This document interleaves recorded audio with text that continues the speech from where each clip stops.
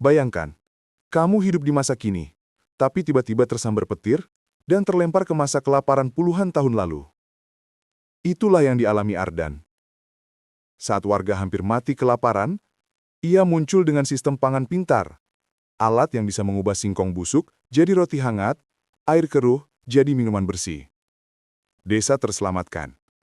Tapi kabar tentang makanan ajaib membuat penjajah datang memburu Ardan. Bisakah ia bertahan di masa yang bukan miliknya? Inilah kisah pria menembus waktu ke masa kelaparan.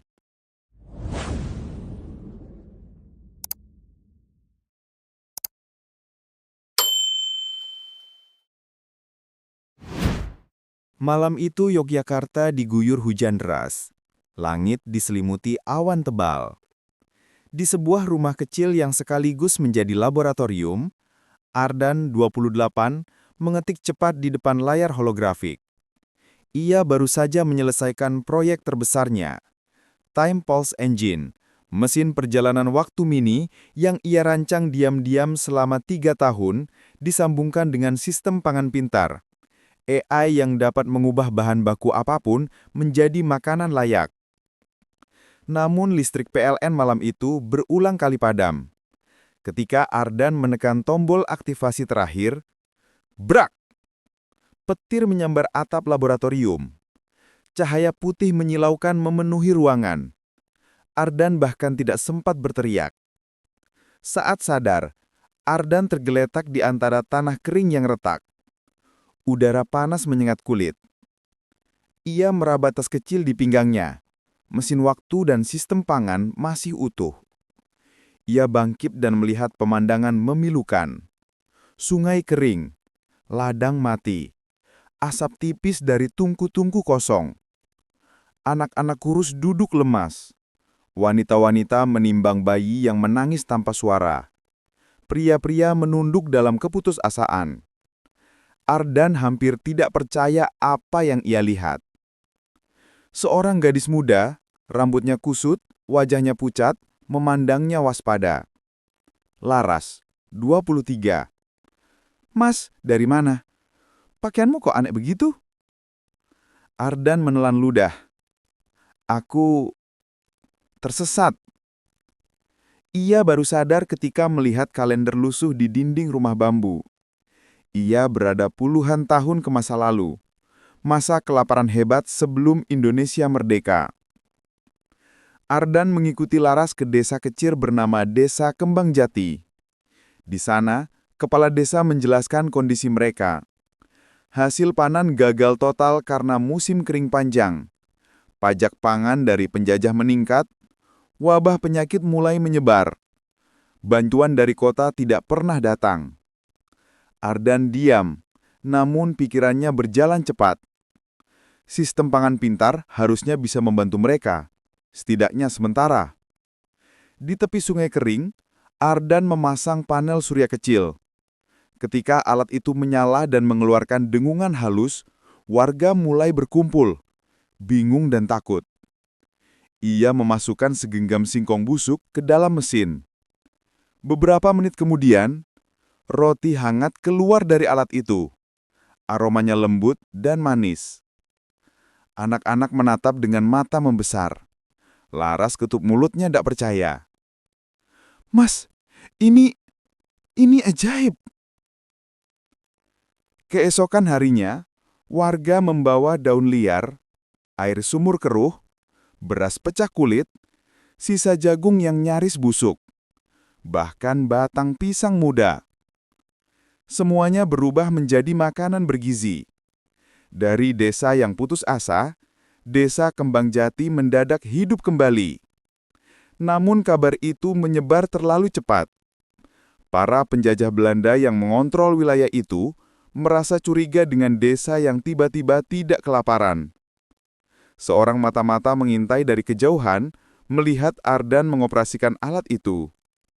Laporan mereka jelas. Ada laki-laki berkekuatan aneh. Makanan muncul begitu saja. Gubernur daerah itu memerintahkan penangkapan Ardan. Baginya, kelaparan di desa adalah cara untuk mengendalikan rakyat. Jika rakyat kenyang, mereka bisa memberontak. Malam itu, Laras datang dengan napas terengah-engah. "Mas Ardan, pasukan mereka akan datang. Mereka ingin menangkapmu." Ardan menggenggam mesin itu erat. "Kita harus pindahkan mesin ini. Aku tidak boleh ketahuan." Tapi ia tahu, mereka tidak akan berhenti. Ardan mengumpulkan seluruh warga dan mengajari mereka cara menyimpan makanan, mengolah panen liar, memurnikan air, membuat pupuk sederhana dari sisa dapur, membuat kebun kecil di halaman rumah, sistem pangan, mempercepat semuanya. Dalam 2 bulan, desa berubah total. Ladang kembali hijau, sumur penuh air bersih, warga desa kembali tertawa dan bekerja. Ardan menjadi harapan mereka. Dan secara perlahan, Laras menjadi alasan Ardan ingin bertahan. Ia melihat Laras tersenyum untuk pertama kali sejak ia datang. Jantungnya berdebar, sesuatu yang sudah lama ia lupakan di masa depan yang sunyi. Suatu malam, desa dibangunkan oleh derap sepatu para serdadu. Obor menyala di sepanjang jalan. "Cari laki-laki asing itu, tangkap hidup atau mati." Ardan mendorong Laras ke belakang rumah. "Aku harus menyerahkan diri." "Jangan!" Laras menahan lengannya. "Kau yang membuat desa ini hidup lagi. Tanpa kamu, kami akan mati." Ardan tersenyum tipis. "Aku sudah menyiapkan sesuatu." Ia mengaktifkan mode pengganda besar dari sistem pangan, fitur yang hanya bisa dipakai sekali seumur alat. Seluruh desa memancarkan cahaya biru lembut. Lumbung-lumbung terisi penuh gandum dan singkong. Sumur kembali jernih, pohon-pohon berbuah dalam hitungan detik. Bahan pangan untuk berbulan-bulan muncul seketika. "Sekarang kalian aman," kata Ardan. "Walau aku tidak ada." Ia maju ke jalan menghadapi tentara yang datang. Sebelum para tentara sempat menyentuhnya, Time Pulse Engine tiba-tiba aktif sendiri. Pusaran cahaya biru muncul menarik tubuh Ardan. "Ardan!" Laras berlari mencoba meraihnya, tapi cahaya itu terlalu kuat. Ardan menatap Laras terakhir kalinya. Wajahnya basah air mata. "Terima kasih, karena membuatku merasa berarti." Suara itu memudar bersama cahaya. Dan dalam sekejap, Ardan hilang dari masa itu. Tentara terkejut, warga bingung. Namun ketika mereka tidak menemukan apapun, mereka pergi tanpa bisa berbuat apa-apa. Desa Kembangjati tetap hidup, dan nama Ardan menjadi legenda. Ardan terjatuh di lantai laboratoriumnya. Hujan masih turun, komputer masih menyala. Seolah ia tidak pernah pergi. Namun saat ia memeriksa mesin, ia menemukan folder baru berjudul Kembangjati, Arsip Waktu. Ia membukanya. Di dalamnya ada data panen warga, foto desa yang berkembang, dan satu foto Laras memegang roti hangat sambil tersenyum lembut ke arah kamera. Ardan terpaku. Itu bukan foto yang ia ambil. Sistem waktu merekam kejadian masa lalu dan menampilkannya di masa kini. Dan di bawah foto itu, ada sebuah catatan otomatis.